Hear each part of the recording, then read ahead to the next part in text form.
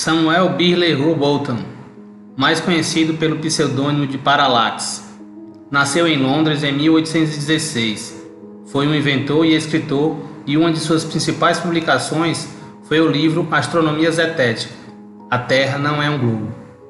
Um apanhado de décadas de estudos sobre a eventual planitude do nosso nobre reino, como também interpretações literais de passagens da Bíblia. Esse trabalho foi originalmente publicado como um panfleto de 16 páginas, posteriormente expandido para um livro de 430 páginas em 1881, expondo suas opiniões. De acordo com o método científico de Rowbotham, que ele chamou de astronomia zetética, a Terra é um disco plano, centrado no Polo Norte e delimitado ao longo de sua borda sul por uma parede de gelo, com o Sol, Lua, os planetas e as estrelas a apenas alguns milhares de quilômetros acima da superfície da Terra. Rowbotham e seus seguidores ganharam notoriedade participando de debates públicos estridentes com os principais cientistas da época. Um desses confrontos, envolvendo o proeminente naturalista Alfred Russel Wallace, levou a vários processos por fraude e difamação. Durante o período de várias décadas, Samuel Rowbotham percorreu as ilhas da Grã-Bretanha, dando palestras em universidades e instituições importantes. No final de suas palestras, ele debateria com as mentes mais brilhantes presentes sobre a forma da Terra, conseguindo levar muitos membros da plateia para sua posição. A partir de seus esforços, começou amplo movimento zetético, gerando várias sociedades zetéticas, o que exigia que o governo visse a questão da esfera. Sobre o tema religião, Rowbotham descreve que é uma falácia insistir na religião baseada apenas na crença, e sustenta que aqueles que defendem os ensinamentos das Escrituras devem procurar demonstrar seus ensinamentos, como por exemplo, as Escrituras descrevem uma Terra que é plana e o corpo central do universo. Se for descoberto que essa cosmologia é verdadeira, é lógico que essa evidência seja favorável às Escrituras. Em essência, a investigação da Terra plana representa não apenas a verdade do nosso mundo, mas também pode representar a evidência física para a Bíblia. No capítulo final de seu trabalho, Rowbotham responde a uma pergunta frequente: de quem se importa? E o que importa se a Terra é plana? Perguntas que foram feitas sobre esse assunto em várias ocasiões. Se a Terra é plana, central, com o Sol em movimento, que existe sobre um vazio com pequenas estrelas, etc., e o mundo em que vivemos é exatamente como os antigos o descreviam em seus textos religiosos, isso importaria bastante. Pode seguir que alguém ou algo lhes deu esse conhecimento. Rowbotham afirmava que após tantas eras de luta mental, de especulação e provocação de mudança e contra-mudança, finalmente descobrimos que todas as teorias astronômicas são falsas, que a Terra é um plano e imóvel, e que os vários luminares acima dela são apenas luzes e não mundos. Ele disse ainda que desde uma época em que a humanidade viveu um período tão curto na Terra, que não poderia ter tido experiência suficiente para lhes permitir criticar e duvidar, e muito menos inventar e especular, e que quem ditou e fez com que tais doutrinas fossem registradas e preservadas para todas as gerações, deve ter sido sobre-humano, onisciente, e para a Terra e seus habitantes antes existente. Esse ser só poderia ser o Criador do mundo, e sua verdade está registrada nos escritos sagrados. Portanto, não podem ser senão a palavra do ensino de Deus.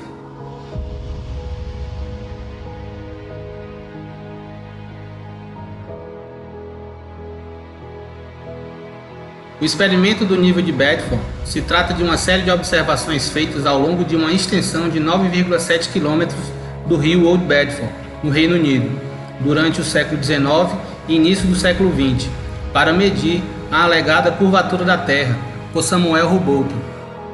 Um barco com a bandeirola em um mastro de 1,82 metros acima da superfície da água foi posto para navegar, percorrendo um trajeto de 9,65 km.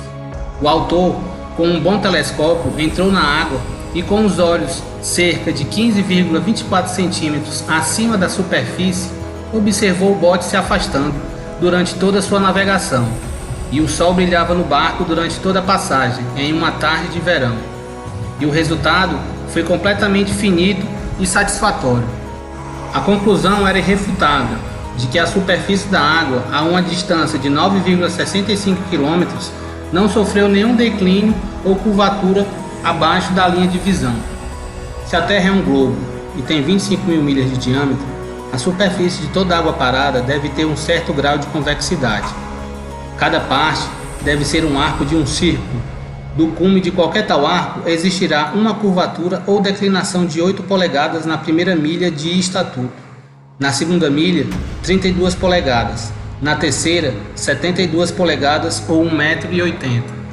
Hobouton morreu 3 anos após a publicação de seu livro, mas seus numerosos colegas e seguidores fundaram a Flat Earth Society, dando sequência aos seus estudos, espalhando a palavra terraplanista nos Estados Unidos na primeira metade do século XX, através de uma revista chamada The Earth Not a Globe Review. Após a morte de Hobouton, Lady Elizabeth Blount estabeleceu uma sociedade zetética universal, cujo objetivo era a propagação de conhecimentos relacionados à cosmogonia natural na confirmação das escrituras sagradas, com base em investigação científica prática. Um jornal da Terra plana foi publicado entre 1901 e 1904 por Lady Blount. Seu trabalho nos Estados Unidos foi continuado por William Carpenter, um impressor e autor inglês, apoiador de Hobouton. Ele publicou Astronomia Teórica Examinada e Exposta, provando a Terra, não um globo, em 8 partes desde 1864, sob o nome de Senso Comum. E quando emigrou para Baltimore, publicou uma centena de provas de que a Terra não é um globo em 1885.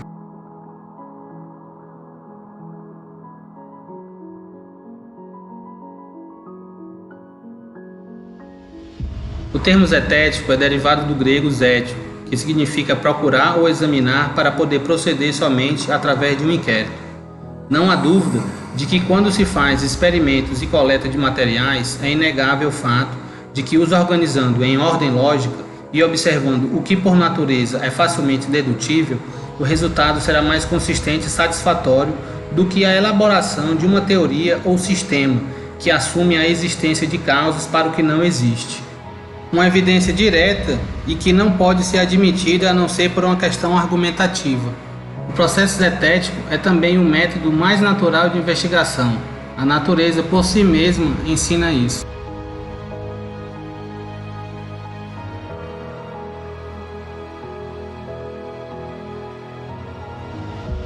A Universal Zetetic Society foi a precursora da Flat Earth Society, fundada após a morte de Hobouton pelos seus adeptos. A UZS, como era conhecida, esteve ativa até o início do século XX, publicando muitas edições de uma revista chamada The Earth is Not a Globe Review. Em 1971, a UZS foi renomeada para The Flat Earth Society, quando Samuel Shenton se tornou seu líder.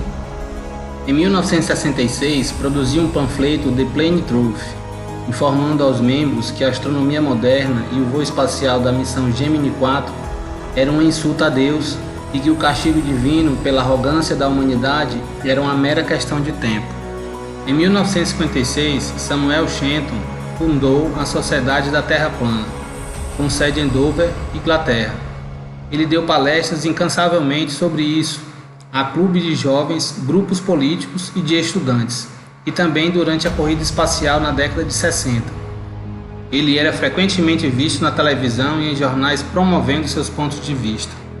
Shenton logo construiu uma cosmologia baseada em parte em sua interpretação do Gênesis, de que a Terra era um disco plano centrado no Polo Norte, com a noção zetética do Polo Sul sendo uma parede impenetrável de gelo, que marcava a borda do poço, o plano sem fim que forma o universo.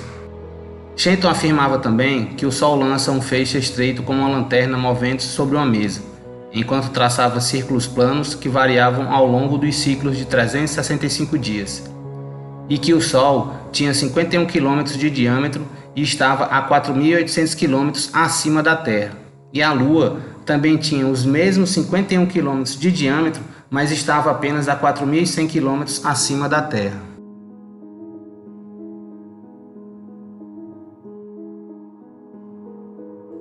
O Dr. Samuel Rowbotham recebeu uma patente de amido anti-inflamável para uso em tecido e em outras substâncias, que foi concedido no condado de Surrey. Essa composição tornava o linho, algodão, seda e outros tecidos em não inflamável. Inventou também o transporte ferroviário cilíndrico de preservação da vida. Na medicina, Rowbotham é citado em vários textos médicos, expondo que outros profissionais médicos consideram seu trabalho um fato medicinal registrado. De fato, o tratamento da asma de Rowbotham sobreviveu ao teste de campo e ainda está em uso. Um trabalho de Thomas John Graham, em 2006, promove e compartilha o tratamento da asma de Rowbotham para seus leitores.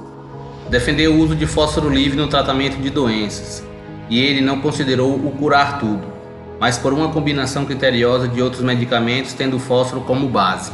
Adotando essa teoria, colocou-se no mercado nada menos que 20 tipos diferentes de xarope de fósforo, sendo simples, ionizado, magnesiano e hepatológico. Suas bebidas medicinais eram consideradas benéficas para várias doenças da saúde, e ele comercializou uma bebida chamada fósforo de Birley, e após a venda de sua bebida medicinal, a indústria de refrigerantes fosfatados é lançada no final de 1870. O Dr. Rowbotham tinha vários concorrentes no setor de bebidas medicinais, incluindo o Dr. Pepper e a Coca-Cola, que produziam bebidas carbonatadas consideradas saudáveis pela profissão médica na época, ao ponto da Coca-Cola ser vendida como um medicamento patenteado. Tanto a Coca-Cola quanto o Dr. Pepper foram iniciados por farmacêuticos. De fato, Rowbotham os precedeu na história, e hoje, de acordo com fontes modernas, o fósforo é um dos elementos mais importantes do corpo humano, sendo a segunda substância mais abundante encontrada nos ossos, sangue e fluidos corporais, como também em órgãos como coração, cérebro e rins.